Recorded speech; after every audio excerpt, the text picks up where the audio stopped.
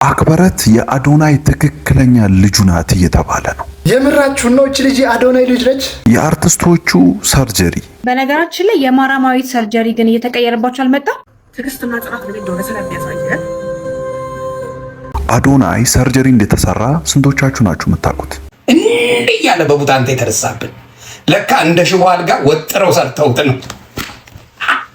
የኢቢኤስ ጋዜጠኞችን ያስለቀሰው ጉዳይ ምንድነው? የአዶናይ ወደ ቲክቶክ መመለስና የጃኒ አምባሳደር የመሆኗ ጉዳይ። ብራንድ አምባሳደር ሲያደርግ ምንም መስፈርት የለውም። እነኚህ ዛሬ ከምንነጋገራቸው ጉዳዮች መሃል ዋኞቹ ናቸው። ታዲያ ይህን ቻናል ሰብስክራይብ፣ ቪዲዮን ላይክ እያደረጋችሁ እስከ መጨረሻው አብራችሁን ቆዩ። አመስካት ነኝ የማቲ። ሰሞኑን እንደምታውቁት ትንሽ ጠፍቻለሁ። ዩቲዩብ ቻናሌ አደጋ ውስጥ ነው። እዚህ ጋር እንደምታዩት ቪዲዮ ጠፍቶብኛል። ለአንድ ሳምንትም ቪዲዮ እንዳለቅ ተደርጎብኝ ነበረ። ጉዳዩ ምን እንደሆነ ባይገባኝም እስኪ ሁላችሁም ይህን ቪዲዮ ላይክ እያደረጋችሁ ጀምሩት። ወደ ቪዲዮ እንግባ። ሰሞኑን እኔ ከጠፋሁ በኋላ በጣም ብዙ ነገሮች ተፈጥረዋል። ከነሱም መሃል ጃኒ እንግዲህ ቀለበት ልታስር ነው ወይም ልታገባ ነው እየተባለ ሲወራ ነበረ። በመጨረሻም እንግዲህ አምባሳደር መሆኗን ገልጻለች። በጣም በኩራት ነው አምባሳደራችን ያደረግናት። ምክንያቱም በጣም ጠንካራ ሴት ናት። በዚህ እድሜዋ ራሷን ችላ የምትኖር ራሷን ችላ የምትወስን ሴት ናትና እኔ ደግሞ ሴት ልጅ ጠንካራ ሲሆን በጣም ደስ ይለኛል እና በደስታ ነው አምባሳደር ያደረኳት። ያ ሁሉ ሲፈጠር የነበረው ጃኒ ለካስ አምባሳደር ልትሆን ነበረ። በመጨረሻም አምባሳደር ሆናለች። የምን ድርጅት አምባሳደር እንደሆነች አንዳንዶቻችሁ ታውቃላችሁ፣ የማታውቁ ሰዎች ደግሞ እስኪ ለማንኛውም የነበረውን ሁኔታ በትንሹ ወይም ቪዲዮ ተከታትለን እንመለስ።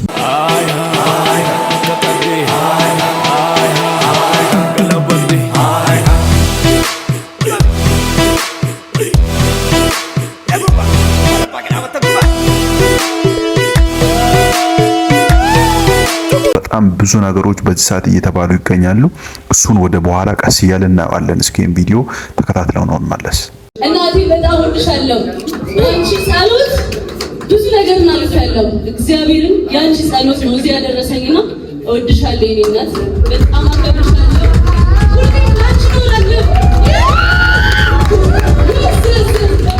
ለእናቴ አንዴ ፍቅር ስጡልኝ።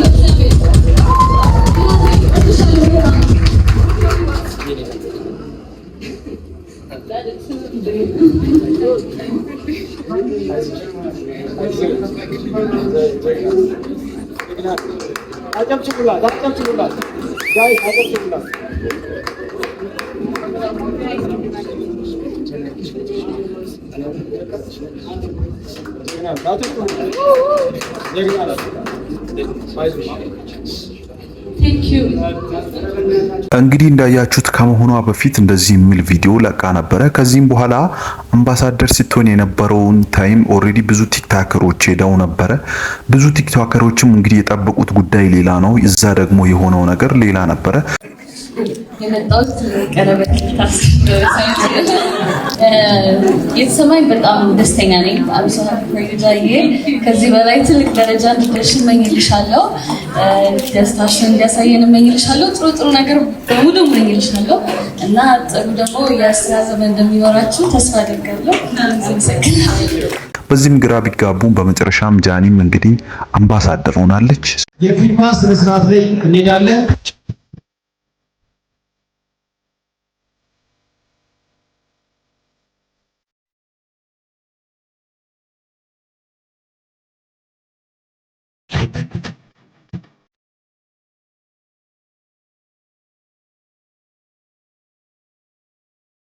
ብዙ ነገሮች ተነስተዋል። እዚህ ጋር አምጥቼ ባሳያችሁ የማያልቁ ብዙ ጉዳዮች አሉ። ጃኒ አምባሳደር በመሆኗ አንዳንድ የሷ ቀንደኛ አድናቂዎቿ ወይም ብራብሮ ፋሚሊ የሚባሉት እንግዲህ ደስ ብሏቸዋል። ብዙ ሰዎች በተለይ እውነት ለመናገር የኢትዮጵያን ሕዝብ በሙሉ ነው ሰርፕራይዝ ያደረገችው። ምክንያቱም ቀለበት ልታስር ነው እየተባለ በሰፊው ሲወራ ነበር። እሷም እንግዲህ በዚህ ሰርፕራይዝ ያደረገችው እና በዚህም ብዙ ሰዎች ደስተኛ ቢሆኑም አብዛኛው ሰው ግን በጣም ተናዷል፣ ማለት አዝኗል። እስኪ ለምንድን ነው የተናደዱት የሚለውን ነገር በአጭሩ ይሄን ቪዲዮ ስታዩት ይገባችኋል። ተከታትለን እንመለስ። ፓኒ ብራንድ አምባሳደር ሲያደርግ ምንም መስፈርት የለውም? ወደሱ ልመጣልህ ያልኩህ ከምን አንፃር ነው? ይሄ እይታዎችን የሁለት ተቃርኖ ነው ማለት it's depend on the company strategy ነው። ይሄን ምን ለመሰለ እኛ ሀገር እንትን ጠፍቷል ይኸውልህ አዋቂን ሳይሆን ታዋቂነት ላይ ብቻ ተኮረ ለምን ደግሞ ታዋቂም ሆኖ የምን ታዋቂ እንደሆነ በምን ታወቀ አይታወቅም በቃ ይኸውልህ በቃ ይታወቅ በያየን እኮ ቢኒ እዚህ ፕሮግራም ላይ ስንት ያወርተናል ማለት ጊዜ ስለ አምባሳደር ተደርገው የሚሳደቡ ልክ ጠብቀው የሆነ ሰው የሆነ ነገር ሲሳደብ እኮ ነው ጠብቀው ብራንድ አምባሳደር ማስታወቂያ የሚያሰሩት ምናምን ነገር እንግዲህ ወደ በኋላ ከዚህ ቀጥሎ የምናስነሳውን ሰው እና ስትራቴጂካሊ ይኸውልህ ምንድነው ሰርቪስ የምትሰጠው ወይም ደግሞ ምንድነው ድርጅትህ አላማው ምንድነው ወሳኙ እሱ ነው አዜ ማርኬቲንግ ዲፓርትመንት የሚያስበው ምንድነው የኔ ፕሮዳክት ይሄ ነው ወይም ደግሞ ሰርቪስ አንድ ድርጅት ወይ ፕሮዳክት ይሸጣል ወይ ሰርቪስ ነው የሚሰራ ወይም ደግሞ ብራንድ አምባሳደር እንዳረጋው ከፕሮዳክቴ ጋር የሚገጥመው ሰው ማን ነው የሚለውን ታያለ ሊስት አውት ታደርጋለህ ለምሳሌ አፐር ክላስ ከሆነ ኤክስፔንሲቭ የሆነ እቃ ከሆነ ወይም ሰርቪስ ከሆነ የምትሰጠው ኦኬ በዛ ደረጃ የሚንቀሳቀሱ ሰዎች እነማን ናቸው የሚለውን ታየዋለህ ጃኒ ድርብ ጥርስ አላት አይደል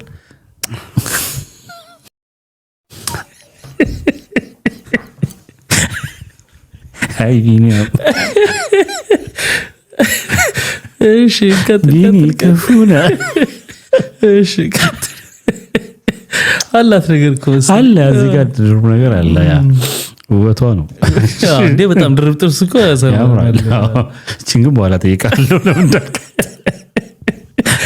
የምን አምባሳደር ነች እሺ የድርብ ጥርስ አይደለም የጥርስ እሺ እና ትመርጣለህ ከዛ የጾታዊ እንግዲህ በጾታ የሴት ፕሮዳክት ከሆነ የሴት እንትን ትላለህ አሁን ይኸውልህ ታዋቂ ሊስታው ታደርጋለህ አይደል ሊስታው ስታደርግ ድርጅቱ መጠንቀቅ ያለበት ይኸውልህ እነዛ ሰዎች ከማምጣት በተጨማሪ ብራንድ ቫልዩን መጠበቅ አለበት ከማጋ ነው ተያይዞ ስም የሚነሳ በቃ ብራንድ ቫልዩ ምክንያቱም እነዛ ሰዎች ባክ ሂስትሪያቸው ምንድነው የሰሩት ከማህበረሰቡ ጋር ያላቸው ኢንተርኮኔክሽን ምን ያህል ነው በምን አይነትስ መልኩ ነው ያንን ተወስናለህ ታያለህ እነዚህ ሰዎችን ወደ ማህበረሰቡ ይያዩ ሰወጣ ያ ሰው እኮ ማለት በቃ ፕሮዳክትህ ነው ፕሮዳክትን የሚገልጽልህ ብራንድ ማለት ቀላል አይደለም እኮ ብራንድ አምባሳደር ማለት ይኸውልህ ድርጅትን እታች እንደሚወክልልህ እኮ ያ ከድርጅት አሁን ለምሳሌ ይሄ ጥርስ ክሊኒክ እኮ ስሙ ከጃኒ ጋር ነው የሚነሳው አይደል ኦፍ ኮርስ በቃ አብሮ ነው የሚለው የዛ ብራንድ እንትን ነች አለ አምባሳደሩ ነች የትን ቦታ ላይ ከዛ ጃኒ ይኸውልህ አሁን ሰው ሚስ አንደርስታንድ እንዳያደርግ ነው ቀይ ለፍላ ጥሩ ነው ምናምን ክፋት እኮ አይደል አሁን ሰው እንዴት ያየዋል መሰለኝ ፕሪንሲፕል የሆነ እውነታዎችን ስንታ እንዴት ነው እየሄደ ያለው አካሄዱ ያለንበት ሁኔታ ሀገሪቱም ሲስተሙም እንዴት እየሄደ ነው ብለህ የምትፈትሸውን ነገር ግድ ስታነሳ እንዲህ አይነት ነገሮችን ታነሳለህ እዛ ውስጥ የሚነሱ ሰዎችን የተመቀኘ ይመስላል ቀና ተመቀኘ የሚል አይነት አስተሳሰብ ስላለ ግን ከሆነ ተመሽሽ የለብንም ትክክል አይደለም የሆነ ያለው ነገር ትክክል አይደለም እንግዲህ ትላንትና እንኳን ማንዶንሽ ታውቂያለሽ የሚለው ዘፈን ላይ እንዴት ነው ስትነስ ሽንት ቤት ነህ ምናምን ያለችው ነገር እኛው ካምፓኒ ቢኖርኝ እንዲህ አይነት ነገሮች ጋር ብራንድ አምባሳደር አላረጋውም ገብቷል ዳይነስ ሲስተም ነገ ታዋቂነት ብቻ ያላቸው ሰዎች በምንም ታውቀው የመጡን ሰዎች ከብራንድ ጋር ያያይዘ ማስጠራት በጣም እየተለመደ መጥቷል የሚገባቸው ሰዎች አሉ አሁን ቅድም እንዳልከው አሁን የሚፈልገው እዚህ ጋር በምንም ይሆን በብልግናም በለው በምንም ይሆን እውቅና ይዞ ይመጣ ለዛ ሰውዬ ነው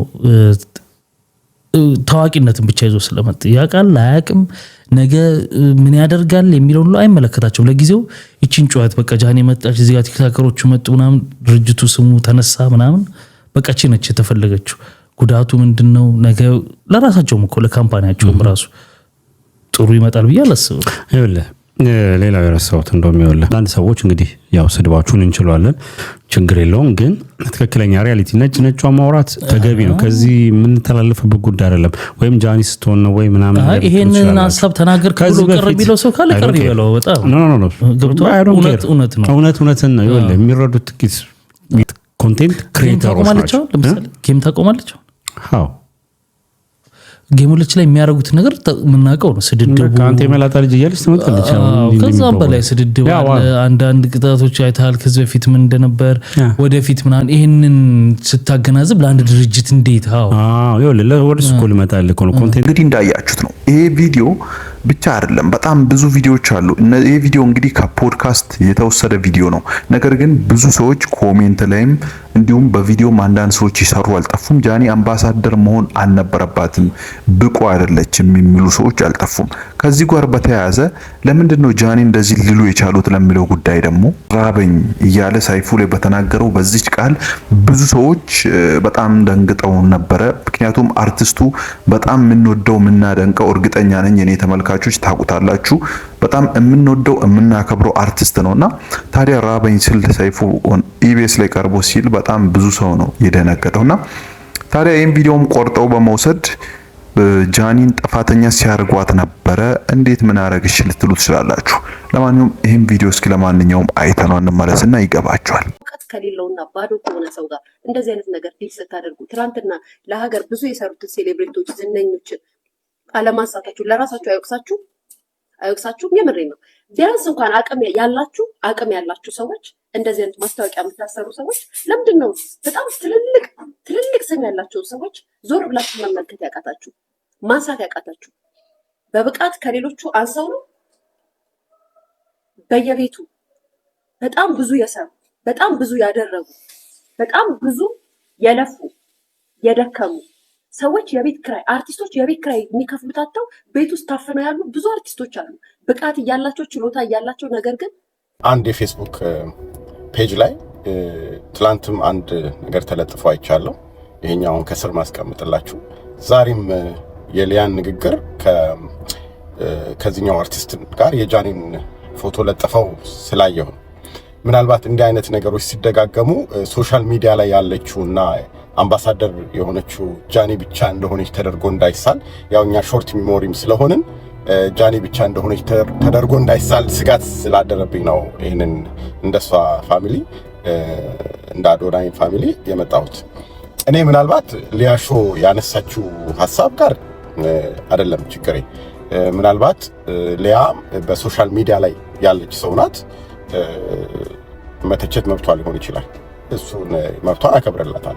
ነገር ግን ጃኒ ብቻ አይደለችም አምባሳደር የሆነችው። ሲጀመርም የነጃኒንና የቲክቶክን የሶሻል ሚዲያን ቫልዩ አሳንሶ ማየትም ተገቢ ነው የሚል እምነት አለኝ። እኔ ሰዎች መረዳት አለባቸው። ዛሬ አበበ ጥሞም የደረሰበት ነገር በጣም የሚያሳዝን ነው።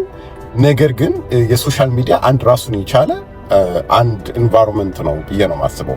ያንን የተጠቀሙ ሰዎች ተጠቅመዋል፣ ያልተጠቀሙ ሰዎች ደግሞ አልተጠቀሙ። ከዛ ውስጥ ሊያሾ አንዷ ናት ብዬ አስባለሁ። በሶሻል ሚዲያ ነው ያለችው፣ ሶሻል ሚዲያ ላይ ነው ሀሳቧን የምትገልጸው፣ እየተጠቀመች ነው ያለችው። ሉክ ላይክ እንደዛ እነ ጃኒም እና አዶናይም ሌሎችም ሰዎች ሶሻል ሚዲያን ይጠቀማሉ። በስም አልጠቅሳቸው ሌሎችም ብዙ የክብር አምባሳደር በተለያየ ተቋማት ላይ የሆኑ ሰዎች አሉ። ዋይናት ለምንድን ነው የሆነ እንዲህ አይነት ነገሮች በተነሱ ቁጥር ግን የጃኒን ፎቶ እየለጠፉ የእሷን ጉዳይ ብቻ ማጉላት የተፈለገበት ጉዳይ ምንድን ነው የሚል ነገር ማንሳት ያስፈልጋል። ሲጀመር ተጽዕኖዋ ከባድ ነው። የጃኒ እንዲቀላል አድርጋችሁ እንዳትመለከቱ። ከታች አሁን ማስቀምጥላችሁ ቻርት አለ። ይሄኛውን ቻርት ተመልከቱት ጋይስ፣ ይሄኛውን ቻርት ተመልከቱት። ጃኒ በሶስት አካውንት እንዳላት ታውቃላችሁ። አሁን እኔ እያወራሁ ያለሁት ያኛው ዝግ ስለሆነ 1.5 ሚሊዮን ፎሎወር ባላት አካውንቷ አጠቃላይ ቶታል ቪው ያላት 231 ሚሊዮን 231.2 ሚሊዮን ቪው አላት። ቶታል ቪው አላት። 26.2 ሚሊዮን ላይክ አላት። ሌሎችም ኮሜንቱ 268.6 ኬ ኮሜንት አላት። ጋይስ እንግዲህ አስቡት። አንድ እሷ ሶስት ይሄ እንደው መካከለኛ አካውንቷ ነው። ሌላ አላት ከፍ ያለ አካውንት፣ የተዘጋ አካውንት አላት።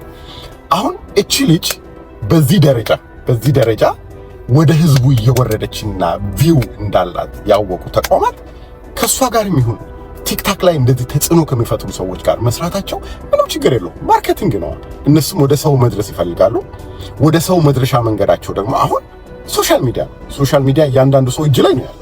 ለዚህ ወደ ሰው ለመድረስ ደግሞ እንደዚህ ያክል ቪው ያላቸውን ወጣቶችን ፈልጎ ማግኘት የነሱ ድርሻ ነው። ለዚህ ማርኬቲንግ ስለሆነ የሚሰሩት ወጪ አውጥተው ስለሆነ ይሄንን እያስፈረሙ ያሉት እንደዚህ አይነት ሰዎችን መፈለጋቸው ስህተት አይደለም። የካምፓኒ ባለቤቶች እና የተለያዩ ድርጅት ባለቤቶች ይሄን ማድረጋቸው አይደለም ችግሩ። እኔ አሁን ችግር ነው ብዬ ማስበው የሶሻል አንዳንድ ሰዎች እያወቁ ግን ምስተዋል። የሶሻል ሚዲያን ተጽዕኖ አሁን ባለው ተጨባጭ ሁኔታ ማወቅ ያስፈልጋል። ካስፈለገ ሰዎች ያላቸውን አቅም ወደ ሶሻል ሚዲያ ይዘው መጥተው አሳምነው ፎሎወርና ቪዋቸውን መሰብሰብ መቻል አለባቸው።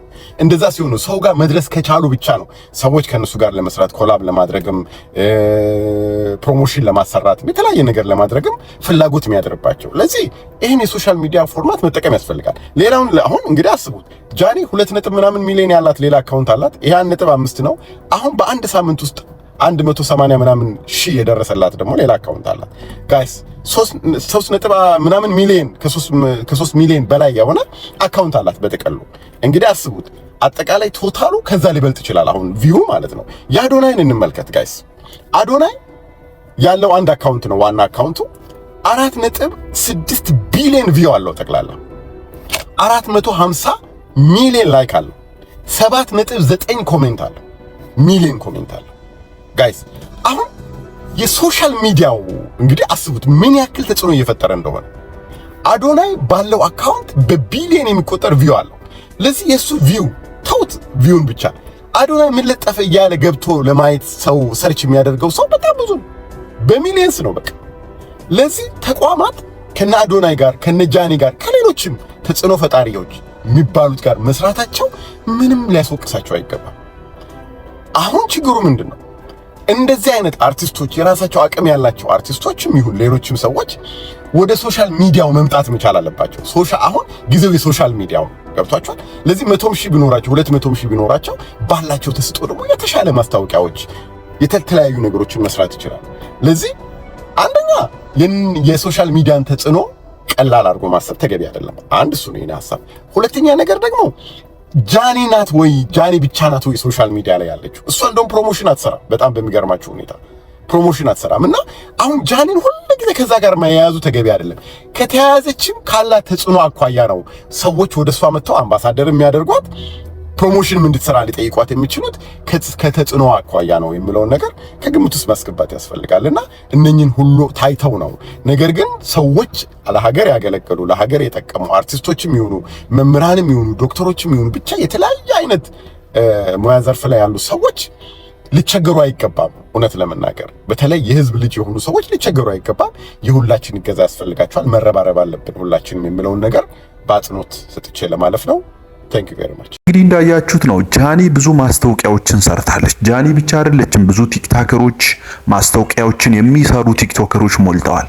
ነገር ግን ለሀገር ብዙ ዋጋ የከፈሉ አርቲስቶች እንዲሁም ሌሎችም ብዙ የጥበብ ሰዎች እያሉ እነዚህ ቲክቶከሮች ማስታወቂያ መስራት የለባቸውም ወይም አምባሳደር መሆን የለባቸውም። ምን ሰሩ ለሀገር ምን አይነት አስተዋጽኦ አበረከቱ የሚሉ ጥያቄዎች ናቸው እንግዲህ እየተነሱ ያሉትና በዚህም የተነሳ የመጀመሪያ በደንብ እንትን እያሉ ያሉት ጃኒን ነው። እንግዲህ በጣም በሚያሳዝን ሁኔታ አብዛኞቹ የተነሱት ጃኒ ራበኛ ከፊልምና ቲያትር ሙያ በቃኝ ብለህ እስከ ማቆም የደረስከው ራበኛ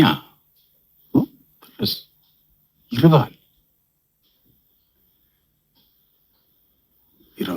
ችግር ነው ማለት ነው። ሲራ እንትን አይልም። አንተ እንደምትኖረው እንደምታውቀው አንተ የምትኖረውና እዚህ ጋር የሚከፈለው የኛ ስራ አንድ ጊዜ የሆነ ሰዓት ላይ ይመጣና ከዛ የሆነ ወራቶች ይጠፋል። እየላስከው አታስቀምጠውም ብሩን እንጂ ከስር ማውጣት አለ ይወጣል። ካልተተካ ባዶን ነው የምትቀረው። ቢቀርስ ልሄድ ነበር ወደ ሀገሬ ወደ ጅማ አቃተኝ። በቃ መሄድ አለብኝ ከዚህ በላይ መታገስ የለብኝም ብዬ ለማዘር ደውዬ መጣ ነው ልበላት እያልኩ እያሰብኩ አርቲስት ቴድሮስ ተስፋዬ አንድ ስራ ይዞልኝ መጣ። እዛች በሰጠኝ ስራ ምንሽ ነው የቻልኩ አዲስ አበባ ፋይት እያደረግን ያለን እስካሁን። ይገርማችሁ ነገር ይሄ ስለ ማስታወቂያ የተነሳው ወሬ በተለይ በጃኒ ኬዝ የተነሳው ነገር አንድ አላበቃም። ሌላም ሰው እንደዛው በዛው ሐሳብ ተስማምቶ አንድ ቪዲዮ ሰርቶ ነበር። ለማንኛውም ምን ብሎ ይሁን እስኪ ለማንኛውም ይሄን ቪዲዮ አይተነው እንመለስ። ራበኛ ይርባል መላኩ አልሞተም። እናቴ ጋር ልመለስ ነበር። ለማዘር ደውዬ መጣ ነው ልበላት እያልኩ እያሰብኩ በቃ አልቻልኩም። አቃተኝ። በቃ ብዙዎቻችን ያለቀስንበት ይሄ ጀግና ሰው ማናችንም ሰው ፊት ቆመን መጥራት የምንፈራውን ቃል አውጥቶ ራበኝ ሲል መስማት በእውነት በጣም ያሳዝናል። የማስታወቂያ ድርጅቶች ለምንድን ነው በራችሁን ለነዚህ አርቲስቶች ማትከፍቱት? ለምን? ማቅበል በስኬቴ ነው አንተንም አይመልስ አበኛ አቃተኝ። በቃ መሄድ አለብኝ። ይረባል ችግር ነው ማለት ነው።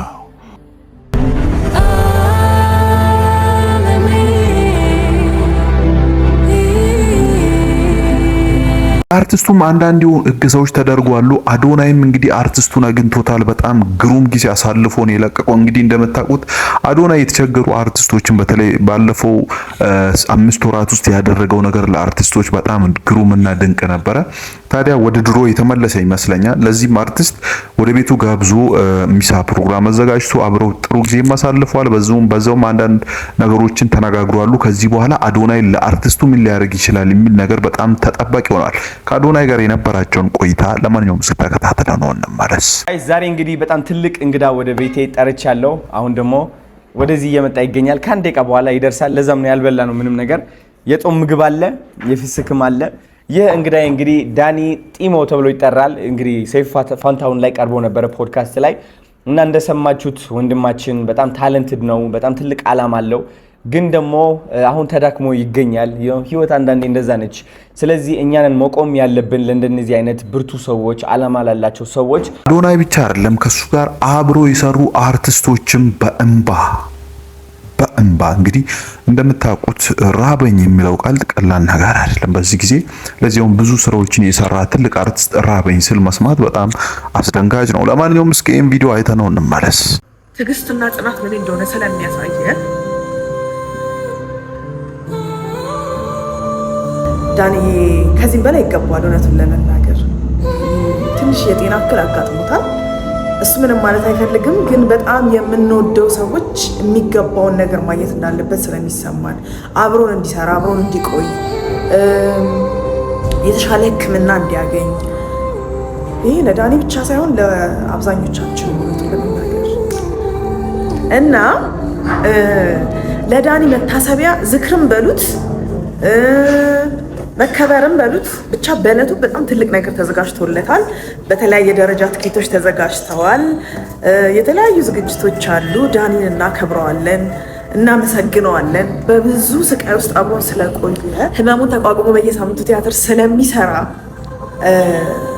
ትዕግስትና ጽናት ምን እንደሆነ ስለሚያሳየን ለዳኒ ምርጥ ነገር ተዘጋጅቷል። ሰኞ 11 ሰዓት እንገናኝ። ንጉሥ አርማን ቲያትር የምትወዱትን የኢትዮጵያን ታሪክ የኢትዮጵያን ታላቅነት የምታከብሩበትን ቲያትር ለዳኒ ተዘጋጅቷል።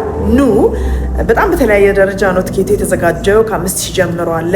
መደበኛ ትኬቶች አሉ። ቪአይፒ ቪቪአይፒ ትኬቶች ተዘጋጅተዋል። እነሱን እየገዛችሁ ዳኒን አክብሩት፣ ኪነ ጥበብን አክብሩ። አብረናችሁ እንድንቆይ በጤና እንድንቆይ የተሻለ ነገር እንዲገጥመን ተመኙልን። ሰኞ ኑ። እንግዲህ ከዚህም በኋላም እንዳለችው ሰኞ ቀን ጥሩ ጊዜ ነበረ ያሳለፉት። እኔ ቪዲዮ ለመስራት እንግዲህ በጣም እዝናለሁ፣ አርፍጃለሁ። አይነው ዳት ግን ያው ቅድም እንዳልኳችሁ ቪዲዮ እንዳልፖስት ታግዶብኝ ነበረ። ለዛ ነው ያበረ የጠፉት። ለማንኛውም ከዛ በኋላ እስኪ ምን ነበር የተከሰተው ሰኞ ዕለት የሚለውን በአጭሩ ይህን ቪዲዮ ተከታትለነው እንመለስ። ሚዲያ ላይ ካያችሁት የበለጠ ከባድ ስቃይ እያሳለፈ ነው ያለው። 25 ዓመት በላይ ዋጋ የከፈለለት አሁንም ፔንኪለር ወስዶ ተውኔቱን እያቀረበ ዋጋ ከፍሏል ለሙያው። ሙያው ግን ዋጋ እየከፈለው አይደለም። አንተ ጀግና ነህ፣ አንተ ጎበዝ ነህ፣ እናደንቅሃለን መባል ቀላል አይደለም። ፍጹም ለሰው ልጅ የሚያስፈልገው በመጀመሪያ ጤናው ነውና ጤናው መመለስ ስላለበት አሁን ካለበት የሕክምና ሁኔታ ተደርጎለት ወደ ሙሉ ጤንነት ተመልሶ የሚወደውን ስራ እንዲሰራ የሚታከምበትን ነገሮችን ለማመቻቸት ነው። ሚዲያ ላይ ካያችሁት የበለጠ ከባድ ስቃይ እያሳለፈ ነው ያለው። በጣም ከባድ ከምላችሁ በላይ ምክንያቱም ከጎኑ ነን ያለ ነው። ሁሉ ነገር የሚችል ዋጥ አድርጎ ነገሮችን የሚያሳልፍ ልጅ ስለሆነ ነው እንጂ እንደ ሰውኛ እሱ ያሳለፈ ያለውን ሁኔታ እኛ ብናሳልፈው ከባድ ነው። በዚህ ሙያ ላይ 30 ዓመት በቲያትር በፊልም በተከታታይ ድራማ ላይክ እድሜውን የሰጠ ባለሙያ ነው። እውነት እንደምታውቁት በስራውም በጣም ውጤታማ የሆነ ሰው ነው። ደግሞ ቀርበን ለምናውቀው ለኛ ለጓደኞቹ ፔን ኪለር እየዋጠ ነበር፣ ረጅም ሰዓት ይሰራ ነበር። ዋጋ ከፍሏል ለሙያው። ሙያው ግን ዋጋ እየከፈለው አይደለም። አሁንም ፔን ኪለር ወስዶ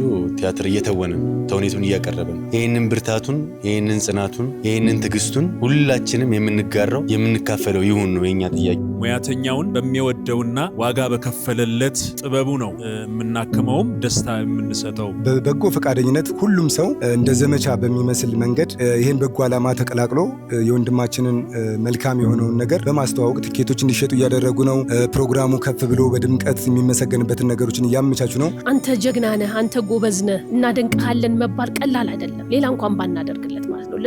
ለሰራው ስራ ዋጋ መስጠት ቀላል አይደለም። የሚወደውን ሙያ ከ25 ዓመት በላይ ዋጋ የከፈለለትን ሙያውን እስከ እድሜው ፍጻሜ ድረስ እንዲቀጥለው ጤና ያስፈልጋልና ከቤት መውጣት ያስፈልጋልና ይሄንን ሀገራችን ውስጥ ያላችሁ የሕክምና ባለሙያዎች እኛ አለን እንድትሉን ለወገናችሁ እንድትተርፉ ጥሪያችንን እናስተላልፋለን። ባካችሁ እኛ የበኩላችን አስተዋጽኦ ያደረግን ነው። በጣም እየጣርን ነው፣ የሞከርን ነው። ርብርብ ያስፈልገዋል። ትኬቱ መደበኛ 500 ብር ነው። ቪአይፒ ደግሞ 5000 ብር፣ ቪቪአይፒ 10000 ብር፣ ፕላቲኒየሙ ደግሞ 50000 ብር ነው። አሁን ላይ ባለው ሁኔታ የ500 ብሩ እያለቀ ነው። ሰኔ 15 በታላቁ የኢትዮጵያ ብሔራዊ ቲያትር ከ10 ሰዓት ተኩል ጀምሮ ንጉሥ አርማህ ለዳኒ ጺሞ ይሰራል። እዛ የነበረውም ቆይታ አሪፍ ነበር። ንግግር ሲያደርግም ቃል እንዳጠረው ሚለውን እንዳጣ። ምክንያቱም ብዙ አርቲስቶች ሰብሰብ ብለው ለሱ የሚያስፈልገውን አንዳንድ ነገሮችን ማድረግ ችለዋል። በዚህም ብዙ ኢትዮጵያውያን ደስ ብሏቸዋል።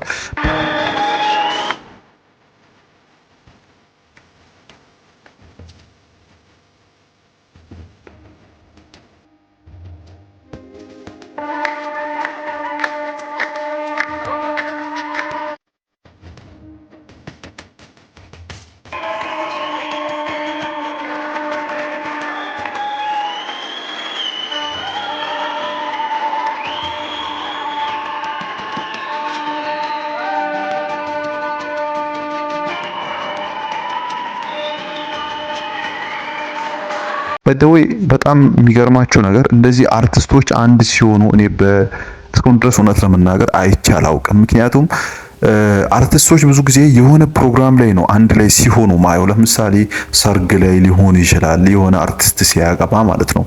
እንዲሁም የሆነ የቀብር ስነ ስርዓት ላይ አንድ አርቲስት ሞቶ የቀብር ስነ ስርዓት ሲደረግ ወይም ደግሞ የጉማ ሽልማት ፕሮግራም ላይ አንድ ላይ ሲሆኑ ነው እኔ ብዙ ጊዜ ማየውና በዚህኛው ግን በጣም የሚገርማችሁ ብዙ አርቲስቶች አርቲስቱን ለመርዳት ብዙ ያልተጠበቁ በቃ ይመጣሉ ተብሎ የማይጠብቁ ብዙ አርቲስቶች መጥተው ነበርና ይህን ሳይ በጣም ነው ደስ ያለኝ። እስኪ እናንተም ቪዲዮን እዩትና የራሳችሁን ሐሳብ ኮሜንት ላይ ብታስቀምጡልኝ ደስ ይለኛል። ትላንት ህመምና ብቸኝነት የተሰማው ዳኒ ዛሬ በስራ አጋሮቹ መካከል እንደ ንጉስ ከፍ ብሏል። የአርት ሰዎች ባደረጉት አስደናቂ የክብር ምሽት ጥበብ ውለታዋን መመለስ እንደምትችል በተግባር አሳይቷል። ትላንትና ራበኝ በሚል ቃል ውስጥ አርት ምን ያክል ዋጋ እንደምታስከፍል በአንድ ቃል ሺህ ሚስጥርን ያስተላለፈው አርቲስት ዳኒ ጢሞ ዛሬ ግን ቃል አጥሮታል። ቃላት ያለኝ ይመስለኝ ነበር፣ ለካ ቃል የለኝም። ዋጋ ያስከፈለችው ጥበብ ዛሬ በልጆቿ የሚገባውን ክብር ሰጥተዋለች። የእውነት ከልቤ ነው ደስ ያለኝ። ሰዎች በህይወት ሲለዩን ብቻ የሚመሰግኑባት ምድር ላይ በህይወት እያሉ ስላረከው ነገር ሁሉ እናመሰግናለን ብሎ እንደ ማክበር ደስ የሚያሰኝ ነገር የለም። ይህ ምሽት የአርቲስት ዳንኤል ብቻ አልነበረም፣ የኢትዮጵያ አርቲስቶች የአንድነት የፍቅርና የመደጋገፍ ትልቅ ማሳያ እንጂ። ክብር ለዳኒ ጢሞ፣ ክብር ለአርቲስቶቻችን። ይሄ ጉዳይ እንዳለ ሆኖ እዚህ ጋር ደግሞ ሌላ ትኩሳት ተነስቷል። በዚህ በኩል ወንዱ አርቲስት እንግዲህ አርቦኛል እያለ ሲያወራ፣ በዚህ በኩል ደግሞ ሴቶቹ አርቲስቶች እንደተመቻቸው ነው እያወሩ ያሉት። የኋላ እያስታወስኩኝ ከማባከን የፊት ለፊቴን እያለምኩኝ ብደሰት ነው እኔ ደስ የሚለኝ። ይህን ጥያቄ ያቀረብኩልሽ ተወዳጁ ተዋናይ ጥላሁን ዘውገ ቤቱ ጋብዞኝ ሲሄድ በግርግዳ ላይ በፍሬም ያረጀ ጃኬት ተሰቅሏል እና ጥላሁን ለምንድን ነው ይሄን ያረጀ ጃኬት ግርግዳ ላይ ሰቀልከው ስለው ይገርማል አንዳንዴ ምግብ ይመጣልኛል አለ እና በልቼ ልሳደብ ይሄ ምንድነው የማይጣፍጥ ነገር ልልስል ቀና ስል አንቶሻ ያንን ያንበሶ ረሳኸው ያኔ ችግር ጊዜ ረሳው ሲለኝ ወዲያው በቃ ይጣፍጣል ብዬ እበላለሁ። እንደዚህ አይነት ነገር ራስሽን አጀስት የምታደርጊበት ነገር አለ? በፍጹም አለፈ። ያኮ መንገድ ነው ያለፍክበትን መንገድ እንደውም ዞረ ማየት ያጋጫል። ዝም ብሎ መሄድ ነው ብዬ ነው የማስበው። አያገባኝም እኔ አያገባኝም። ስለዚህ ያለፈው አልፏል። ያለፈው አልፏል። መቀጠል ነው። እቺኛዋ ብሩክታይት የድሮዋን ብሩክታይት ማስታወስ አትፈልግም ሳይሆን አልፌባት ሄጃለሁ። በቃ አልፌ ሄጃለሁ። ሶ አልፌ ስለሄድኩኝ ምንም ለምን ብዬ ነው ማስታወሰው? ምን ለማድረግ ጥቅሙ አይታየኝማ ማስታወስበት። ምናልባት የሳቀ ሰው ሲያለቅስ የሳቅን ጣዕም በደንብ ያውቀዋል አይደለ? ስለዚህ በእንደዚህ አይነት ምቾት ውስጥ ሆነሽ የድሮ ማስታወስ እኮ ይሄኛው እንድታመሰግኝ ይበልጥ ያደርግሻል ብዬ አስባለሁ። አይ በድሮ መንገድ ያለፍኩት እኮ እቺን ለመገንባት ነው አይደል እንዴ?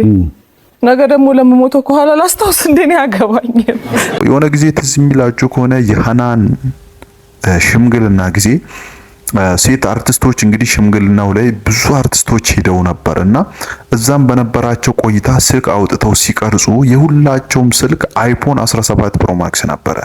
ታዲያ ይሄን ያዩ አንዳንድ ሰዎች በጣም ግራ ሲጋቡ ነበር። ምክንያቱም ሴት አርቲስቶች በጣም አላቸው፣ ገንዘብ አላቸው፣ ባለሀብት ናቸው። ወንዶቹ ለምንድን ነው ማይሳካላቸው የሚሉ ጥያቄዎችን ብዙ ጊዜ ሲያነሱ እሰማለሁ። ምናልባት ቲክቶክ ላይ እናንተም አይታችሁ ሊሆን ይችላል። ነገር ግን እዚህ ጋር የሚገርማችሁ ነገር ምንድን ነው የተፈጠረው? ብሩክታይት እንግዲህ ሰሞኑን ሳይፎን ኢቢኤስ ላይ ቀርባ ነበረ። በዛም በነበራት ቆይታ በጣም ብዙ ነገሮችን ተናግራለች። በጣም የሚያሳዝን ታይም ነበር። ምናልባት አይታችሁ ሊሆን ይችላል። ነገር ግን ከነሱ መሃል ስለሚቾት የተናገረችው ነገር ከሱ ጋር ሲያገናኙ ነበር። ምክንያቱም በምን ምክንያት እንደወጣሁኝ አላውቅም። ቀጥ ብዬ መኪና ውስጥ ነው የገባሁት፣ ባስ ውስጥ እና ባስ ውስጥ በጣም ነው አለቅሳለሁ። እና ያለቀስኩኝ አንድ ሴትዮ ናት፣ ተለቅ ያለች ቀይ ናት። መልኳን አስታውሰዋለሁ ግን ስሟን ማስታወስ አልችልም። አዋሳ ቀብር አስቀብራ ነበረ እዚህ የመጣች የነበረው ለቀብር ሄዳ ነው አዋሳ። እና ትንሽ ልጅ ነኝ እያለቀስኩ ነው። ምን ሆነሽ ነው ምናምን ስትለኝ አይ በጣም በቃ እንዲህ ምናምን ከቤት ወጥቼ ነው ምናምን አልኳት። ለምን ስትለኝ በቃ ምናምን ብዬ በጣም አለቅሳለሁ። ምንም ነግራት ነገር የለም። ከዛ አዲስ አበባ የት ነው የምትሄጂው አለችኝ። እኔ እንጃ አልኳት። ዘመድ አለሽ? የለኝም። የምታድሪበት አለ? የለም። እና የት ነው የምትሄጂው? አላውቅም። በጣም እያለቀስኩ ነው። ከዛ ዘሞጆ ላይ ምናምን ምግብ ይበላል አይደለ? መሀል ላይ ምግብ በላን፣ ከፈለችልኝ ምናምን። ከዛ በኋላ መንገድ ቀጠልን። ከመጣን በኋላ እንዴት እንደሆነ አላውቅም፣ ነይ እኔ ጋር ምናምን አለችኝ። እሺ አልኳት። ልደታ አካባቢ ነው ቤቷ። የዛሬ 12 ዓመት ታሪክ ነው የምነግርህ። እንግዲህ ልደታ አካባቢ ነው ቤቷ። ከአንዳንድ ሰው መልካምነቱ እኔ እንዴት እንደሆነ አላውቅም። ልጇ አለች፣ የ5 ዓመት የ4 ዓመት ልጅ ብትሆን በዛ ሰዓት፣ አሁን ቲኔጀር ትሆናለች። ሰማር ትባላለች ልጇ። የልጇን ስም ታስታውሻለች? አዎ የልጇን ስም አስታውሰዋለሁ። አይዞሽ።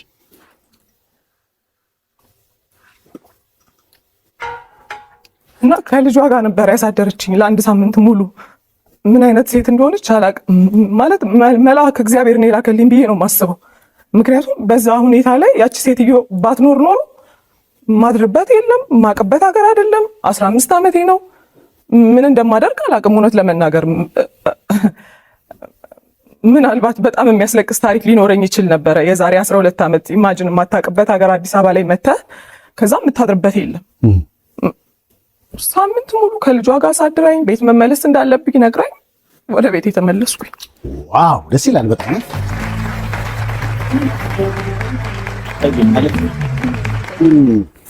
ማለት እንደዚህ ስሜትሽ ይነካዋል ብዬ አይደለም፣ ግን ስሰማ እንደዚህ ቅድም እንዳልሽው ነው። ምናልባት እዛ ቦታ ላይ በልጅነታችን በዛ እድሜ የሚያስወጡን ብዙ ምክንያቶች ይኖራሉ። ምክንያቱም አሁን ላስታውሹ ትችላለሽ፣ ብዙዎቻችን እንደዚህ ያጋጥማል። ይሄ ፋየር ኤጅ የሚባለው ግን አየሽ፣ ትልቁ ቁም ነገር ልጅ ስላላት ያንቺ ነገር ግድ ብሏት ከዛ አግባብታሽ ወደ ቤት መለሰችሽ ካልሽው ነገር በጣም ልቤን የነካው ያኔ ባልመለስ ኖሮና እሷን ባይጠልልኝ ኖሮ ይሄኔ በጣም የሚያሳዝን ታሪክ። ለዛ ነው አሁን እንደዛ ስትለኝም አየህ በጣም ኢሞሽናል ሆናለሁ።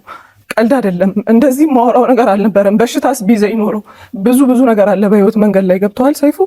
ቀላል አይደለም ይሄንን እና ሴትዮዋ እግዚአብሔር መልአክ ነው እንጂ በቃ የላከልኝ። እንዴት አንተ ማታውቀውን ሰው ወስደህ ከልጅ ጋር ሳሳድራለህ? የት ታውቀኛለች? መኪና ውስጥ ነው ሳለቅስ ያየችኝ እንጂ ገባ የሆነ ተልኮስ ኖሮኝ ቢሆን ኖሮ ገብቶሃል አይደል? ሰውን ዝም አመነች። እንደዚህ አይነት መልካም ልብ እንደው እግዚአብሔር ይስጥሽ በእውነት። እኔ እኔ አላቅም እንዴት አሁን እኛ እንኳን ብንሆን ያንን አናረግም። እውነት ለመናገር ይሄን ለማድረግ በጣም መልካም ልብ ይጠይቃል። እግዚአብሔር የሆነ መሰጠት ይጠይቃል አይደለም ሴፊ እንጂ ወስደ ማታውቀው ሰው ሳምንት ቤት አታሳድርም። ከልጅ ጋር ጭራሽ ከልጇ ጋር ነበር እያሳደረችኝ። በጣም የምታምር 5-6 ዓመት ብትሆን ነው ሰማር ትባላለች እንጂ ጸጉሯ በጣም ረጅም ልጅ ከሷ ጋር ነበር ያሳደረችኝ። እና ዲያሬ ላይ አለ አሁን ለረጅም ጊዜ እንደውም አንብቤው አላውቅም። ግን እግዚአብሔር አንዳንድ ሰው እንዴት ይገርማል። በጣም ገርሞኝ ነበረ ስጽፍ የነበረው ራሱ እዛው ቁጭ ብዬ። የሰማህር እናት ይህን ፕሮግራም የምታይ ከሆነ በነገራችን ላይ የልደታ ልጅ መሆኔ ግልጽ ነው አይደል? የልደታ ሰው እንዲህ ነን ለማለት ነው። አስታውሻለሽ ፊቷንና እሷ ፊቷን ነው በጣም አስታውሰዋለሁ። ቀይ ወፈር ያለች ሴትዮ ልጅ ታቱ ቅንድቧ የሆነ ታቱ የተሰራ ነው። በደንብ ነው ማስታውሳት። ምክንያቱም የሆነ ነገር እንዳልሆን የታደገችኝ ሴት ናት። ላላስታውሳት አልችልም። ያ ልታገኛት አልሞከርሽም ነበር? እኔ ጭራሽ ረስቼዋለሁ። እድሜ እየሄደ ከፍ እያልክ ስትመጣ ነው የሰዎች እንትን ትዝ የሚልህ። የሰሚራ ታሪክ ነው ይበልጥ የሰሚራ ታሪክ ነው። በጣም ስላስለቀሰኝ ምን ሆኜ ነው እንደዚህ ያለቀስኩት ብዬ ከራሴ ጋር ትጠይቃለህ አይደል? ምክንያቱም የሰሚራን ታሪክ በእውነት እሪ በቃ እያልኩ ነው እያለቀስኩ የነበረው። በቃ መልካም ሰዎች እንደዚህ አይነት መልካም ሰዎች አሉ። የተወሰነ መጥፎ ሰዎችን እያየን ጥሩ ሰዎች የሌሉ ይመስለናል፣ ግን አሉ። በቃ እንዲህ እኔ እንጃ እግዚአብሔር በጣም የባረካቸው ሰዎች አሉ። ስለዚህ ያው እንግዲህ የሰሚራ እናት ልደታ ላይ የዛሬ 12 ዓመት ከሐዋሳ ከቀብር መልስ ስትመለሺ አንዲት 15 ዓመት ልጅ አግኝተሽ አዲስ አበባ ቤትሽ አምጥተሽ አስቀምጠሻት ምንም እንዳትሆን አግባብተሽ መለሻትና ከቤተሰቦቿ ጋር ቀላቀልሻት። ያቺ ታዳጊ ግን እንደወጣች ብትቀር ኖሮ ዛሬ ላይ የምናገኛት እዚህ ጋር ቁጭ ብላ የምታወራው ብሩክታይት አትሆንም ነበር። እና በደግነት ውስጥ መመላለስ እንደዚህ ነው። በአንድ ደግነት መጥፎ መስራት የቱ ጋር እንደሚያስወቅሰን አናውቅም። እኔ አሁን የደቡብ አፍሪካ ብሔራዊ ቡድን አይታችሁታል አይደል? ውጡ አሉ እንደዛ አሉ አይደል? መጤ ጠል ሆኖ እንግዲህ በጸባይ ማስወጣትም ጥሩ ነው። አንዳንዴ የምናያቸው ቪዲዮዎች ስለሚቀፉ ዶክተር ቴድሮስ ሳይቀሩ ሁሉ የዓለም የጤና ድርጅት ኮነኑ ጉዳዩ አግባብ አይደለም ብለው ማለት ነው። የሆኑ ሰዎች እኮ ነው የሚያደርጉት። ግን ብሔራዊ ቡድኑ አሜሪካ ሲጫወት በህዝብ ተቃውሞ ተከፈለው እና አንተ የምታደርገው መጥፎነት ማን እንደሚከፍለው እንኳን አይታወቅም። ወይ አንተ ትሆናለህ ወይ ሌላ ሰው። የምትከፍልበት ደግሞ መንገድ ይለያያል ነው። ጥሩነትም እንዲህ ነው። አሁን እቺ ሴት በቃ ደግ አደረገች። ልጇ ያችን ታዳጊ ወደ ቤቷ መለሰች ሐዋሳ። እግዚአብሔር ይመስገን አሁን እየኖረች ነው አይደለ? ዛሬ ግን እያመሰገናት ነው፣ እየፈለግናትም ነው። የሰማሃር እናት ብሩክታይት ትፈልግሻለች ለማለት ነው አይደል? አይታችሁታል። በዚህ ብዙ ሰው ተቃውሟል። እዚህ ጋር አምጥቼ ባሳያችሁ ጊዜ ስለማይበቃኝ ነው። ብዙ ሰዎች አሉ በብሩክታይት ኢንተርቪው ደስተኛ ያልሆኑ በቃ ተገቢ አልነበረም የሚሉ ሰዎች አልጠፉም። ዛሬ ደግሞ ሰይፉ ላይ ብሩክታይት ናት የቀረበችው እና ብሩክታይት ተዋናይነት ምናምን ነገር ታውቋታላችሁ ምናምን ሶሻል ሚዲያ ላይ እና ሁለት ነገር ከዚህ ኤፒሶድ ሁለት ነገር አንደኛ ሁላችንም ኦንላይን ስራ እንጀምር በቃ አንደኛ። ሁለተኛ ግን ሴት ሆናችሁ ሀብታም ስትሆኑና ቆንጆ ስትሆኑ ማለት ነው ለምን መቅኘት በጣም ቀላል ነው። ባይዘው እኔ አሁን ምቀኛ አይደለሁም። ባይዘው እኔ ምንም ምቀኛ አይደለሁም። ግን እንደው በቃ የሆነ የዶሮ እግር እንደዚህ ጥቅልል አድርጌ ወርወራ የእሷ ድል ደግሞ ወደ እኔ አይነት ነገር ባረግ ደስ ይለኛል። በቃ የሆነ ፓርት ላይ እንደው አሁን ምቾት ላይ ነሽ፣ ጥሩ ምግብ ጥሩ ቦታ ትሄጃለሽ እና የድሮዋን ብሩክታይት ታስታውሻታለሽ። የድሮዋን ብሩክታይት ደግሞ ማን ነው ማስታወስ የሚፈልገው? ራሷ እኮ ናት። ከ12 ዓመት በፊት የነበረችውን እኔ ተዋት እሷን። በስመ አብ ደግሞ እሷ ማን ነው ማስታወስ? እቺታችን ደግሞ ምን አደረገች እያለችን ነው። እስኪ ለማንኛውም ቪዲዮን አይተነው እንመለስ። በነገራችን ላይ ብሩክታይት እንግዲህ ሰይፉ ላይ ስትጠይቃየውኝና እኔ ቺጅ ባይዘ ከልጅነቴ እስካሁን ድረስ ፖዚቲቭ ነገር ሰምቼባት አላውቅም። ማለት ሰው በጣም ነው ብለ የሚያደርጋት አይ ዶንት ኖ ዋይ ምንም መጥፎ ነገር አላየሁባትም። በእርግጥ ግን ላይክ ኖርማል ሁሉም አርቲስቶች እንደሚሆኑት ነው እየሆነች ያለችው እና ለምን የእሷ እንደሚጎል አላውቅም። እና ትንሽ ኮሜንት ላድርግ እዚህ እኛ ሀገር ባይዘው ቆንጆ ስትሆን በጣም መከራ ነው፣ ስታስጠሉ መከራ ነው። እና የትኛውን ባላንስ ማድረግ እንደሚቻል ግራ ነው የሚገባው። ሌላው ደግሞ ምንድነው እኛ ሀገር በጣም ራሳችሁን ፕሮቴክት ስታደርጉ፣ ስትጠብቁ፣ ስትዘንጡ ምናምን ውይ ቺጂማ ዱርዬ ናት የሚል ታፔላ ተለጥፎ ቁጭ እናንተ ላይ ማለት ነውና እንደ ሀገር ነው የችግር ማለት እንዴት እንደሚስተካከል አላውቅም። ግን ትንሽ እንኳን ጸጉራችሁን እናፋፋ አርጋችሁ ጆሮ ጌጥ ትንሽ ከፍ ያለ ነው አርጋችሁ ትሄዱ በቃ ዱርዬ ነሽ ማለት ነው።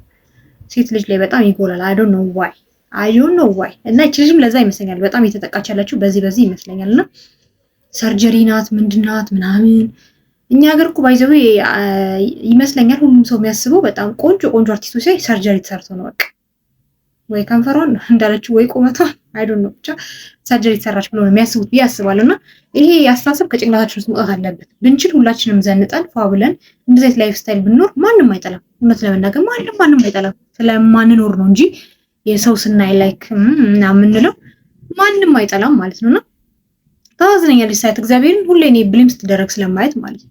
አይታችሁታልና እስኪ የማሐሳብ ያስማማል ከልጁና ከልጅቷ ሐሳባችሁን ኮሜንት ላይ ማስቀምጣችሁ እንዳትረሱ።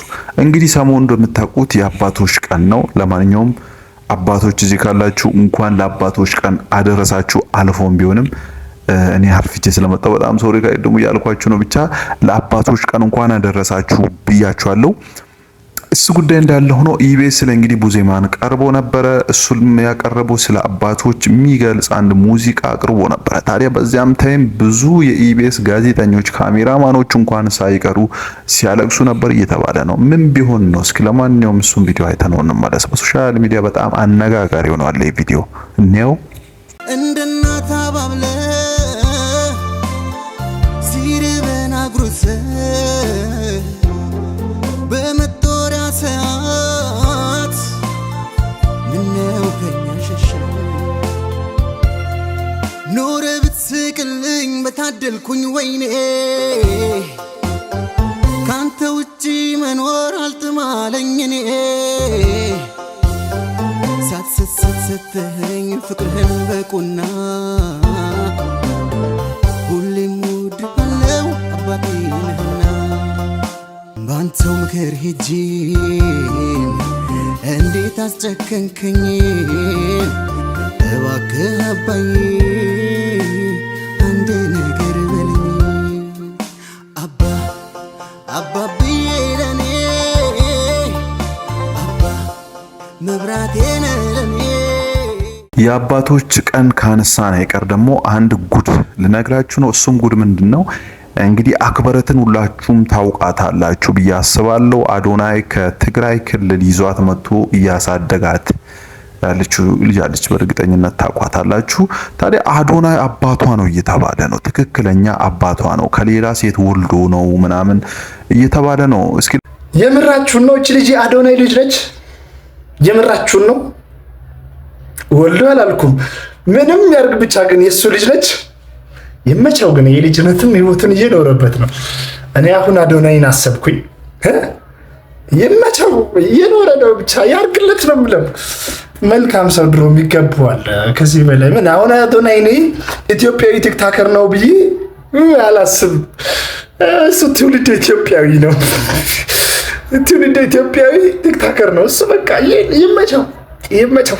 አይታችሁታል። የሚገርማችሁ ነገር ሁኔታቸውም ትንሽ አጠራጣሪ ነው። እስኪ አዶናይ እና እሷ የነበራቸውን ቆይታ በአጭሩ ወይም ቪዲዮ አይተነው እንመለስ። ሰሞኑን ብዙ ሰዎች ሲቀባበሉት የነበረው ቪዲዮ ነው።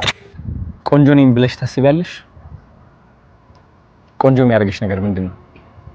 ደሪ የኔ ቆንጆ ነኝ ብዬ የማስብበት ነገር ነው ጸባዬ። እሺ።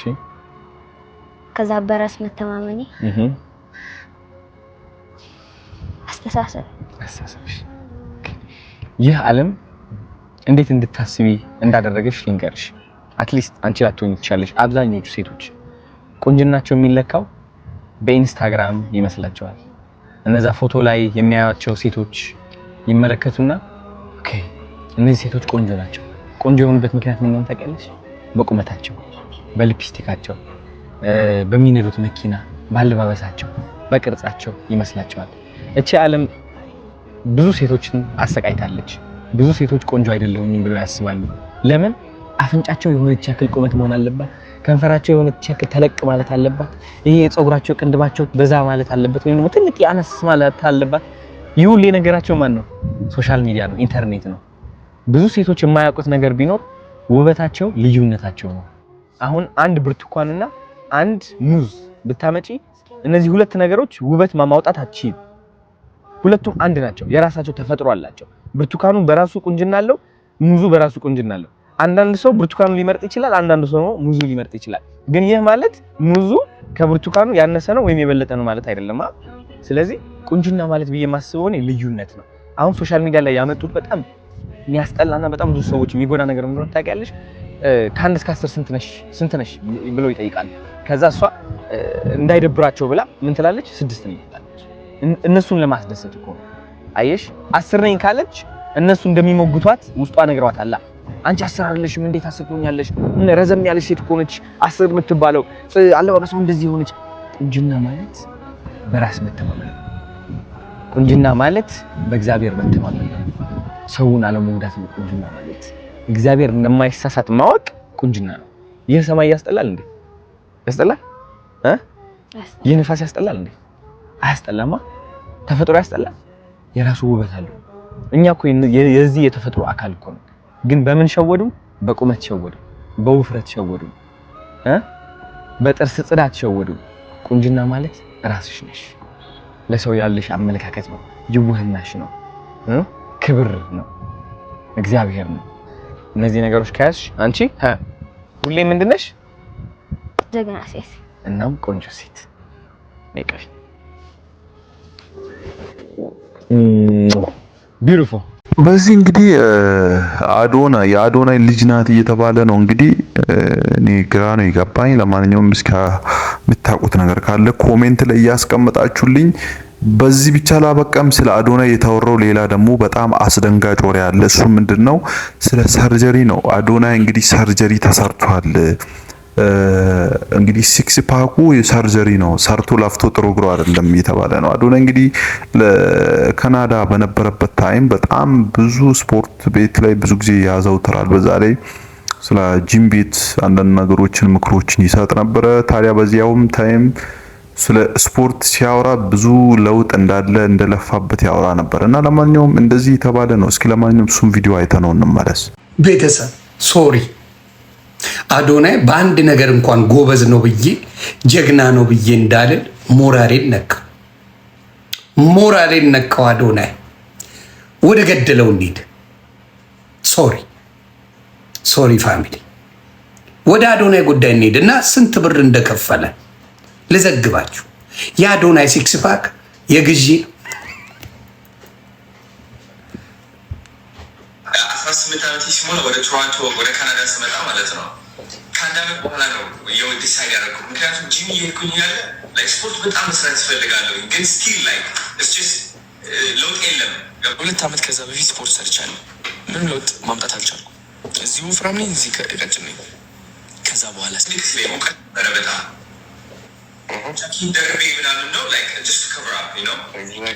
ከዛ ላይ ግን ውድ ነበር። እዚህ ካናዳ ደግሞ 12,000 ብር ነው፣ $12,000 ነው የከፈልኩት። ካናዳ ለምትኖሩ ቤተሰቦቼ፣ ወንድምና እህቶቼ ካናዳ ቦርጭና ጡት ለማጥፋት $12,000 ነው። ቀጥላል። ለማወቅ ለምትፈልጉ፣ ለተቸገራችሁ ለምትፈልጉ ልጁ ያንግ ነው። ያንግ ሆኖ ስፖርት ሰርቶ የሚጠፋ ነገር ነው። አዶናይ በቡታንታ ሲክስ ፓክ እንዲህ ያለ የተነሳብን፣ እንዲህ የተወጣጠረ የተነሳብን $12,000 ነው። ቤተሰብ እንዲህ ያለ በቡታንታ የተነሳብን ለካ እንደ ሽቦ አልጋ ወጥረው ሰርተውት ነው።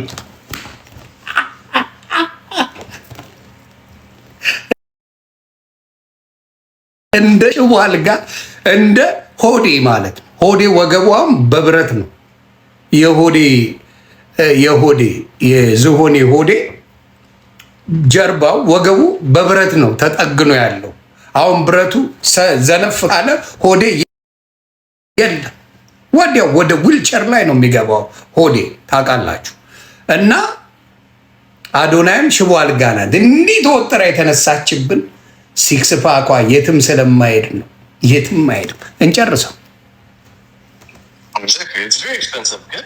Yeah. It's like a once. As you got comment like right, is it a one-time procedure? Yeah. ዋን ታይም ፕሮሲጀር ነው ለሚለው ቤተሰብ ደግሞ ልዘግባችሁ። ፕሮሲጀር አለው። አንዳንዴ ጥሩ ከከፈላችሁ ወዲያው ጥግንግን አድርገው ይልኳችኋል። ቻፓ ለሌላችሁ ደግሞ ከሆነ እንደ ጂጂ ዝሆን አንዴ ወገባችሁን፣ አንዴ ሆዳችሁን፣ አንዴ ጡታችሁን እያሉ በሂደት ስትከፍሉ ይሰራላችኋል። አሁን የጂጂ ዝሆን እምብርት በጣም ብዙ ነበር፣ ከላይ እስከታች ነበር እምብርቷ። ታስታውሳላችሁ? አልከፈለችም ነበር፣ ዝሆኗ አልከፈለችም ነበር። ሙሉ ሂሳብ ስላልከፈለች እምብርቷን ተመልሰሽ እንድትመጪ ብለው ቀደዱት እስከ መጨረሻው እና እምብርቷ እስከታች ነበር። የዝሆኗ እምብርት እስከታች ድረስ ነበር። ሂሳብ ሲጨርስ ነው እምብርቷን ቦታው ላይ የሰሩላት። እና ወደዚህ እንመለስ፣ ወደ ፕሮሲጀሩ። አዶናይ 12 ሺዋን አንጠፍጥፋ ከፍላለች። እኔ ደግሞ ነገርኩት ማን መሆን እንዳለበት። ሰማኝ ቦታ ሲያዘልኝ። አሁን በርገር ብበላ የፈለጉትን ነገር ብበላ እግዚአብሔርን ነው የምልሽ፣ ቅርጽ ስቲል አሪፍ ነው። አሁን በርግ አሁን ማትብሉ ምናምን ነበረ። 18 ዓመት ሲሞላ ወደ ቶሮንቶ ወደ ካናዳ ስመጣ ማለት ነው። ከአንድ ዓመት በኋላ ነው ዲሳይድ ያደረኩት። ምክንያቱም ጂም እየሄድኩኝ ያለ ስፖርት በጣም መስራት ይፈልጋለሁ፣ ግን ስቲል ለውጥ የለም። አዶናይ በቃ ስንፍና ነው ያለሽ። እኔ እውነቱን ልንገርሽ አይደል አዶናይ ብራዘር ሰነፍ። እሱ ብቻ አይደለም፣ አንዲት ሴት ደግሞ ፊቷን ተሸፋፍና ስለ ጃኒ እና ስለ አዶናይ ቤት ሰራተኛ ሆና እንደሰራች እና አንዳንድ ነገሮችን እያወራች ነው። ነገሩን ለመቀበል አልተዋጠልኝም። ለማንኛውም ዝም ብለን እስኪ አይተነው እንመለስና ሀሳባችሁን ኮሜንት ላይ አስቀምጡልኝ። የኢትዮጵያ ሕዝብ አሁን እውነቱን እናገራለሁ። ፊትሽን ለምን ትሸፈኛለሽ ለምትሉኝ እኔ አዶናይ ቤት ስራ ሰራ ነበር።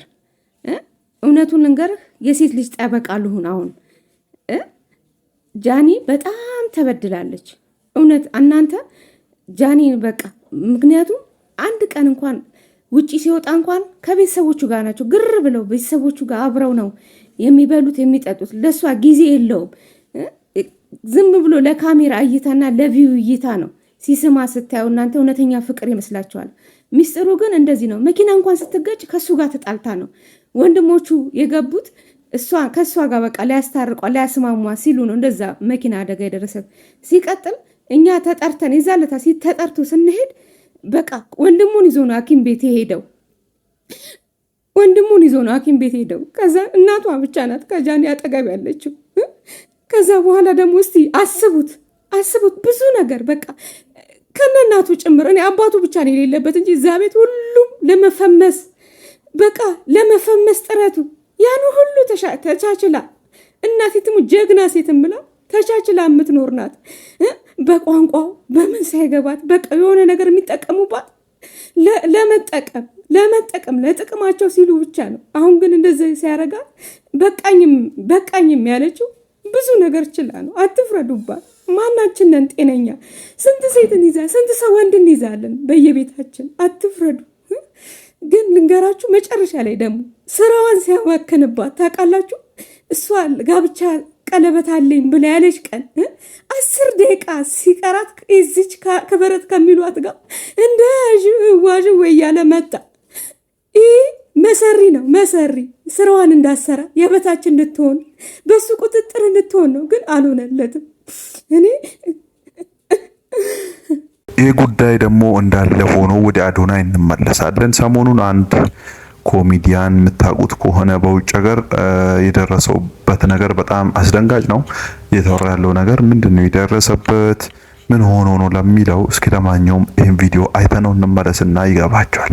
መርዝ አብልተውታል። የገዛ ጓደኞቹ መርዝ በሚበላው ምግብ ቀላቅለው መርዝ አብልተውት እየተሰቃየ ነው። አጉል ጓደኛ እያላችሁ የምትፈዙ የምትጃጃሉ ይህንን ቪዲዮ እንዳታሳልፉት። አንዴ ያዳምጡት። ወደ ሆስፒታል እመላለሳለሁ። ምንም ነገር ህመሜ ሊገኝ አልቻለም እና ሆዴ ውስጥ ያመኛል፣ ልቤን ይነክሰኛል፣ ሰውነቴም እያለቀ እየሄደ ነው። ወደ ሀገሬ ወደ ኢትዮጵያ እንድታስገቡኝ ነው የምፈልገው። እጄ እናቴ ጋር ዱዓ እንድታስደርግልኝ ነው የምፈልገው። እናቴ እዛው ታስታመመኝ። ይህ ታሪክ የዚህ የጃፋር ታሪክ ብቻ እንዳይመስላችሁ።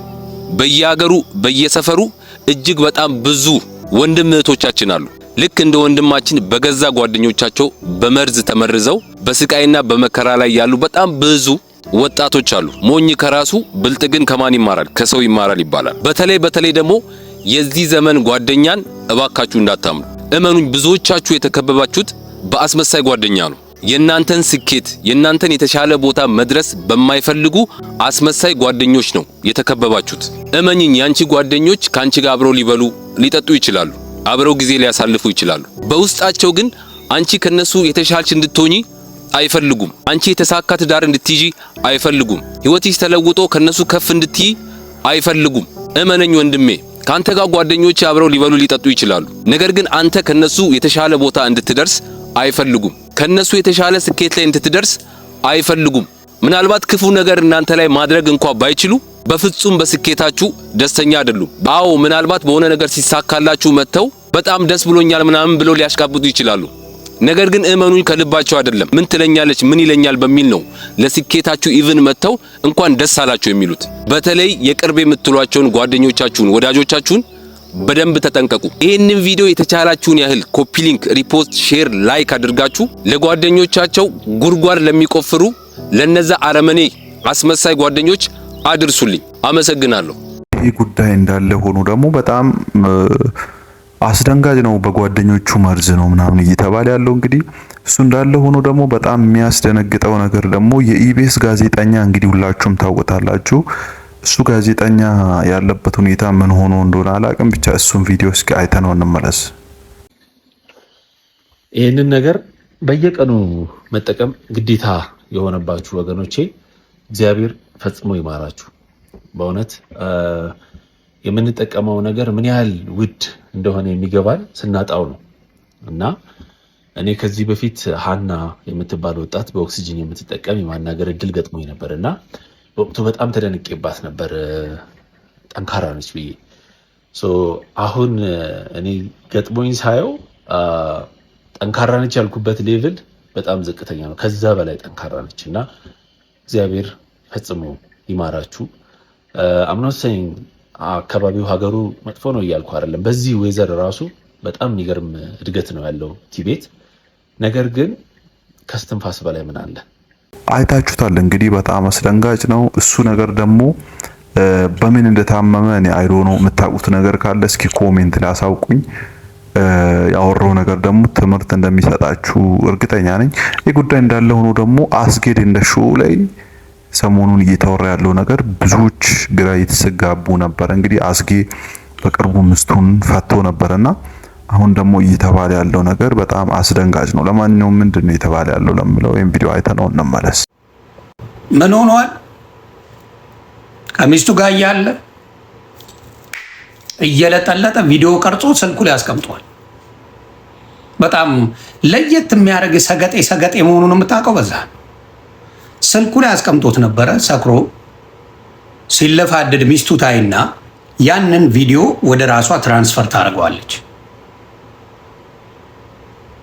ከማን እንደደረሰኝ ታውቀዋለህ? ይህን ጉዳይ አስጌ ከማን እንደመጣ ከዛ ጭልፋና ማንኪያ ከዛ በጋሞ በአርባ ምንጭ ቤተሰብ ሽማግሌዎች ጋር ሲኬድ ሽማግሌዎቹ ራሱ ነው የምላችሁ ያንን ቪዲዮ ስታሳያቸው እርቁን ተው ነው ከእንደዚህ አይነት ሰው ጋር ልጃችንን ይቅር አትልም፣ ይቅር ባትል ምንም ችግር የለውም ብላ በዛ ነው ቪዲዮ በቃ እየለጠለጠ አሁን ባለትዳር ተሳሳት ምን በል ግን ቪዲዮ ታስቀምጣለህ እየለጠለጥክ ሴት እያጫወትክ ቪዲዮ ቀርጸ ለራስ ታስቀምጣለህ።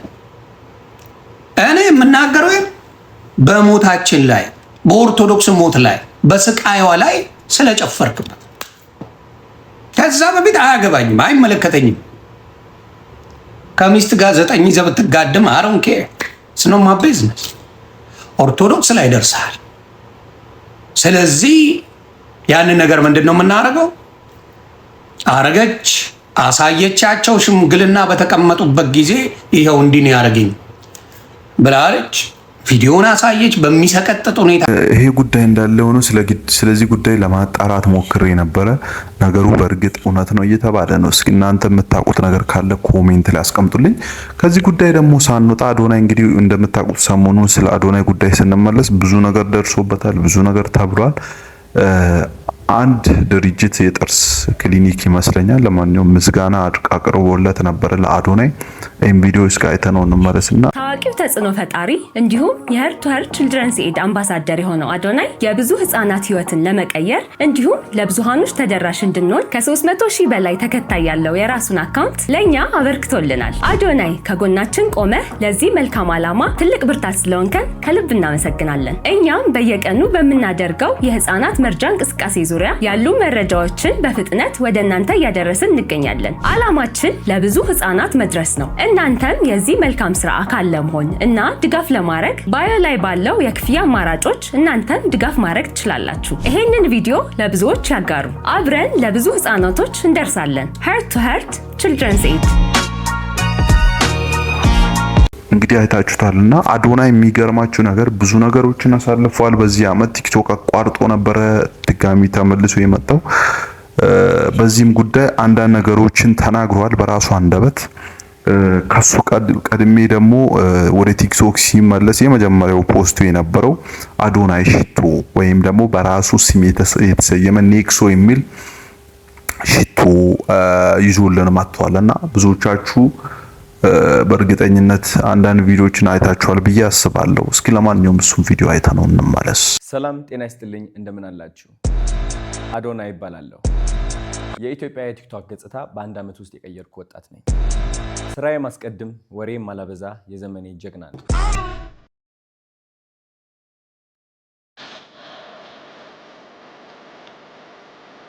በአዲስ ክስተት ተመልሻለሁ።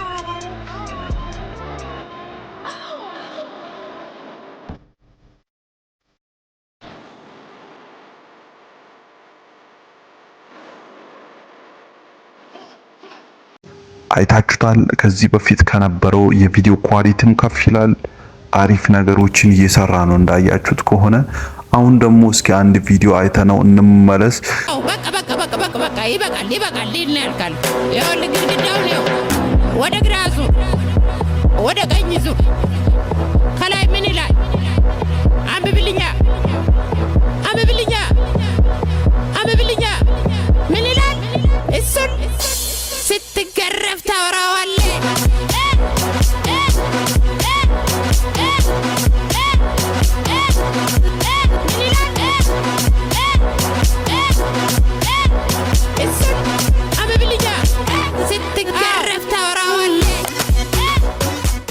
አዶናይ እስካሁን ድረስ ያሳለፈውን ታይም የሚገልጽ ልብ የሚነካ ቪዲዮ ነው። ለማንኛውም እስኪ እሱን ቪዲዮ አይተነው እንመለስ። እግዚአብሔር የሚፈትነው ጠንከር ያለውን መርጠው እንደሆነ ታውቃላችሁ። አብዛኛው ጊዜ በፈተና የምታሳልፉት ከሆነ ህይወታችሁ እግዚአብሔር ስለመረጣችሁና ስለወደዳችሁ ነው። እኔ አብዛኛው ህይወቴ በፈተና ነው ያሳለፍኩት፣ ግን ደግሞ ካለ እድሜ በጣም ብዙ ነገር ተምሬያለሁ በህይወት። ብዙ ሰዎች ይመጡና ምን ይሉኛል? አዶናይ እንዴት አድርገህ ነው በ26 ዓመት እንደዚህ መስራት የቻልከው? እንዴት አድርገህ ነው እንደዚህ ማሰብ የቻልከው ብለው ይጠይቁኛል። እግዚአብሔር በጣም ስለሚፈትነኝ ነው። በጣም በሰዎች እፈተናለሁ፣ በብዙ ነገር እፈተናለሁ። እነዚህ ፈተናዎች ተደራርበው ደግሞ ጠንካራ አድርገውኛል። የዓለም ፈተና በምንም ተአምር ሊያወድቀን አይችልም። ልብ ብላችሁ ካስተዋላችሁ መንፈሳዊ ህይወት ላይ ጠንካራ ከሆንክ፣ ከእግዚአብሔር ጋር ቀረቤታ ካለክ ሁሌም የማታልፈው ፈተና አይኖርም። ተስፋ የሚመነጨው ለካስ ከእግዚአብሔር ነው። ተስፋ የሚመነጨው ከመንፈስህ ነው። ብዙዎቻችን ደስታ ከዓለማዊ ህይወት እንጠብቃለን። ከዓለማዊ ህይወት ሰላም ማግኘት አንችልም፣ ደስታን ማግኘት አንችልም። ሁሌም መንፈሳችን ላይ መሆን አለብን። ከውበታችን ደስታ ማግኘት አንችልም። ወፍርን ሀዘን አለ፣ ከሳን ሀዘን አለ፣ አማረብን ሀዘን አለ። this is ህይወት። የተማርኩት ደግሞ ይህ ነው። እግዚአብሔር ይዛችሁ ማታልፉት ነገር የለም። እግዚአብሔር ይዛችሁ ማታሸንፉት ነገር የለም። ኦፍ ኮርስ እግዚአብሔር በሚወዳችሁ ልክ ሰይጣንም ይወዳችኋል። እግዚአብሔር የሚወደው ሰው ሰይጣን በጣም ይፈትነዋል። ለምን? ያ ሰው ከተሳሳተ ሰይጣን ትልቅ ምግብ ያገኛል፣ ከዛ ሰው ውድቀት ማለት ነው። እግዚአብሔር ይዛችሁ ግን መውደቅ አትችሉም። እወዳችኋለሁ። አሁንም ደግሞ በጣም ብዙ ነገሮች እየተባሉ ነው በእነዚህ ጉዳዮች።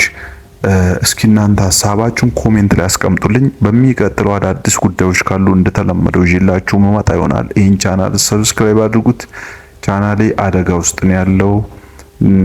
ኦልሬዲ ሰሞኑን ሌላ ቻናል ሳልከፍት አልቀርም። ቻናሌ በእውነት የሚያሳዝን ሁኔታ ላይ ነው ያለው። እኔ ኦልሬዲ ትክክለኛ የሆነ መረጃ ነው ማቀርበው፣ ትክክለኛ የሆነ ቪዲዮ ነው የምሰራው። የተለየ እኔ የምሰራው ስህተት ያለ አይመስለኝም። ብቻ ቪዲዮን ላይክ አድርጉልኝ። በሚቀጥለው ሌላ ቻናል ይዤ ሳልመጣ አልቀርም። በሚቀጥለው ቪዲዮ አዶኖ ይሄ ቻናል ያስፈራል። ምክንያቱም 2 ኮሚኒቲ ጋይድላይንስ ነው የገባው። እስኪ ለማንኛውም ዩቲዩብን ይቅርታ ማለት እፈልጋለሁ። ምን አድርጌ እንደሆነ አላውቅም። ያላልኩት ነገር የለም። ለማንኛውም የዛሬ ቪዲዮን ይመስላል። በሚቀጥለው በሌላ ቪዲዮ እንገናኛለን።